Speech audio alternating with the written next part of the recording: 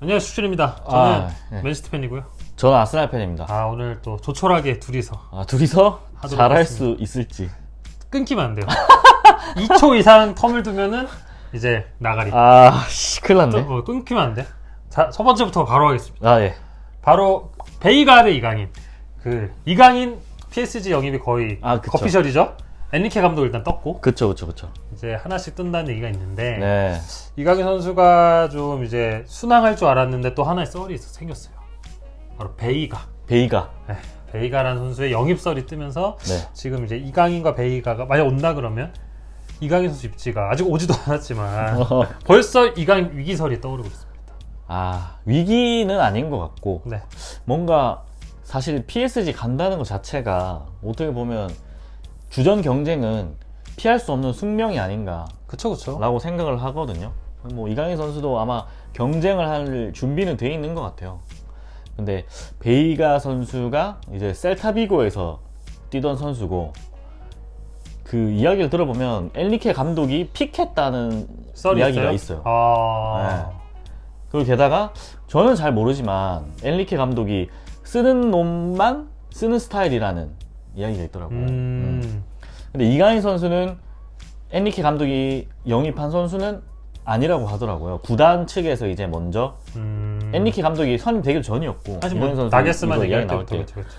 그래서 이강인 선수는 엔리케 감독의 픽은 아닌 상황에서 베이가 선수가 엔리케의 픽으로 이제 영입이 거의 이제 뭐 근접한 상황인 것 같다 라는 이야기가 나오고 있어서 어떻게 보면 우리나라 축구 팬들 입장에서는 걱정을 할 수 있죠. 사실 하는 게 당연하고. 그렇죠. 네, 이강인 선수가 뭐 주전을 확보할 수 있을까 라는 생각을 할 수 있는데 일단 베이가 선수가 셀타비고에서 그 이강인 선수랑 포지션이 거의 비슷해요.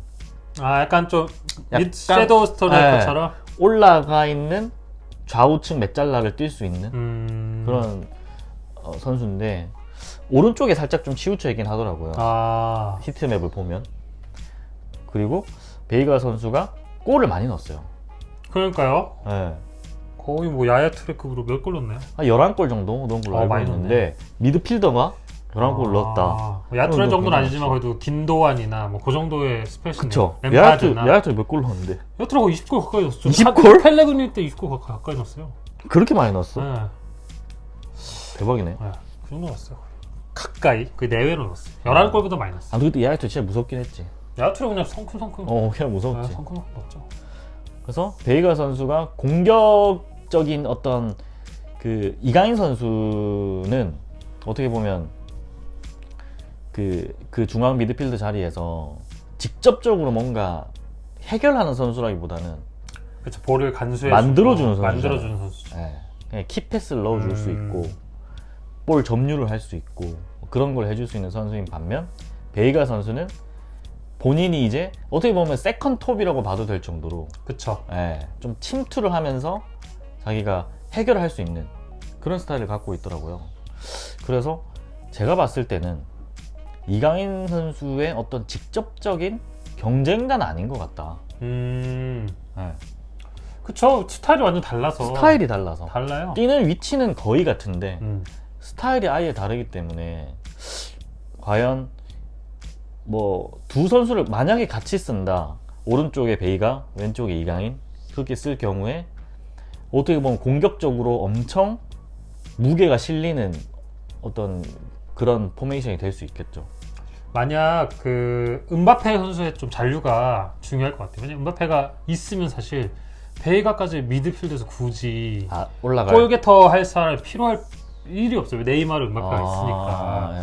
근데 음바페가 없으면은 허전하죠. 네이마르 톱이 없잖아요. 지금 음바페 없으면. 없죠. 사실 음바페도 원래 톱도 아니었고 우리 프랑스에서 톱으로도 뛰지만 그래서 그게 좀 중요하지 않을까. 음바페도 좀 시끌시끌하잖아요. 음바페 시끌시끌 2주 줬다는 얘기도 있고 그 단장이 카타르 쪽에서 그만 나대라. 2주? 2주인가 2주 안에 결정해라. 갈지 말지 루머지만 그런 얘기도 있고. 근데 음바페는 재계약을 안 하겠다고만 이야기한 상황인 거잖아요. 그쵸. 근데 그럴 거면 나가라는 거죠, 약간. 지금 나가라 그냥. 이적료 받고 그냥 지금 나가라. 아니면은 뭐 나갈 거라고 확실히 공식 발표를 때리던가. 그런 선수도 있잖아요. FA하고 이제 떠나겠다.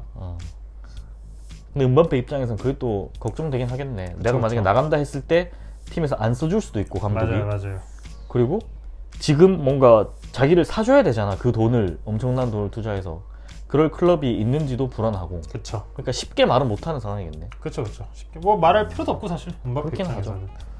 아. 그래서 음바페 네이마르가 잔류한다라고 하면은 이강인 선수가 훨씬 우세할 것 같고 그 둘한테 만들어줘야 되니까. 만들어서 하는 필요. 근데 만약에 네이마르는 잔류를 거의 선언했고 음바페가 나간다라고 하면은 베이가가 조금 무게추가 있겠죠. 골이 좀 음바페 나가 없잖아요. 톱이 제가 알기로는 없지 않나요? 약간 10대 유망주 한 명 있는 걸로 알긴 하는데 모르겠어요. 잘 누가 있을지. 슈퍼모팅도 나갔고 슈퍼모팅 이럴 때 아쉽네요. 슈퍼모팅. 쏠쏠한데. 그쵸. 이럴 때 쏠쏠한데. 딱 백업 전용으로 딱 하면 쏠쏠하죠.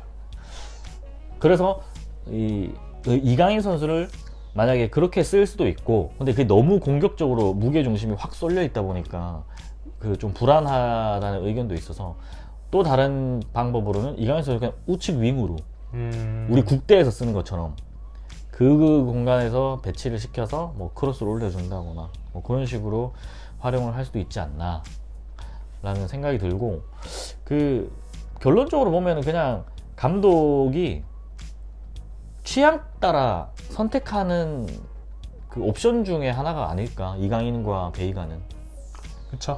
뭔가 전술이나 어떤 상대 팀에 따라서 어떤 식으로 축구를 그려 나갈지에 대해서 준비를 할 때 감독이 이제 뭐 오늘은 베이가, 오늘 이강인 이렇게 써야 되는 선수들이 아닐까, 그렇게 생각이 됩니다. 제가 봤을 때는. 맞아요. 저도 이강인 선수가 중용이 될 것 같아요. 거의 로테 멤버로 한 3분의 2는 나올 것 같고 또 우측도 뜰 수 있고 아센시오도 거의 확정이잖아요. 그쵸. 아센시오, 이강인, 아센시오도 거기서 뛸 수 있지. 요 둘이 계속 중앙과 윙을 우측 윙을 서로 번갈아 가면서 하지 않을까 싶어요. 그리고 지금 중앙이 뭐 베실바 얘기도 나왔지만 뭐 거의 나오는 것도 없고. 베실바가 오면 만약에 네. 오면은 진짜 이강인 입장에서는 굉장히 악재 아닌가요? 아 근데 지금 현지 언론에서도 거의 정배로 보는 게 베이가는 이제 거의 확정이 아니니까 베라티, 베실바, 이강인이잖아요. 아 그래? 현지에서 나오는 게 계속 베라티 밑에 6번, 이강인, 베실바, 베잘라 이게 거의 계속 현지 언론에서 나오고 있어서 그 외에 뭐 대체사도 없고, 그래서 저는 이강인 선수가 지금 상황에서 봤을 때는 굉장히 높은 위치를 차지하고 있긴 한데 또 모르죠 아직. 이적 시작한 거죠. 아무도 모르죠 사실. 또 감독 픽이 아니고. 그러니까 그게 좀 찝찝하다. 베이가 영입하는 입장에서 감독 픽이라는 것 자체가 좀 걱정이 되는 부분이 있다. 근데 결론적으로 말하면 제가 봤을 때는 완벽한 경쟁자는 아니고 성향이 다르죠. 네, 성향이 다르기 때문에 어떻게 보면 같이 쓸 수도 있고 어떻게 보면 경기 상대에 따라서 또 다르게 쓸 수도 있고. 근데 진짜 엔리케가 진짜 들리는 소문처럼 쓸놈 쓰리고 한다면 베이가 그냥 받고 그냥 막 할 수도 있죠. 그렇죠. 음바페의 잔류가 중요할 것 같아요. 음바페가 있다면 제가 봤을 때 이강인은 무조건 중용될 것 같아요. 찔러주는 사람이 필요하죠. 그리고 베이가가 아직 뭐 생제르맹만 노리는 건 아니니까. 근데 베이가 썰을 보면은 막 첼시, 리버풀, 맨시티 막 다 노렸는데 생제르맹 제일 높게 불렀대요. 그만큼 부른 팀은 없고 바이아웃이 있었던 것 같아요. 네, 그것만큼 부른 데는 부른 것 같아. 생제르맹밖에 없고, 근데 셀타 비고가 재계약을 제안했대요. 그래서 지금 고민 중이다라는 게 현재 최신 소식. 베이가가 생제르맹 갈지 아니면은 셀타에서 좋았으니까. 셀타에서 지금 뭐, 그리고 많이 안 뛰었잖아요. 셀타 오래 안 뛰었기 때문에 한 번 더 스테이해서 한 번 더 간다는 고민도 하고 있다라는 현재 소식입니다. 그리고 참고로 지난 시즌에 셀타랑 마요르카랑 붙었을 때 이강인이 압살했다. 아 그쵸? 라고 하더라고요. 셀타 라리가에서 봤을 때 이강인 더 우세잖아요. 배가 뭐 골만 더 넣지 뭐. 뭐 골이 전부입니까? 미드필더인데. 이강인이 저는 뭐 미드필더는 골을 안 넣는다는 거 램지 씨가 얘기했잖아요.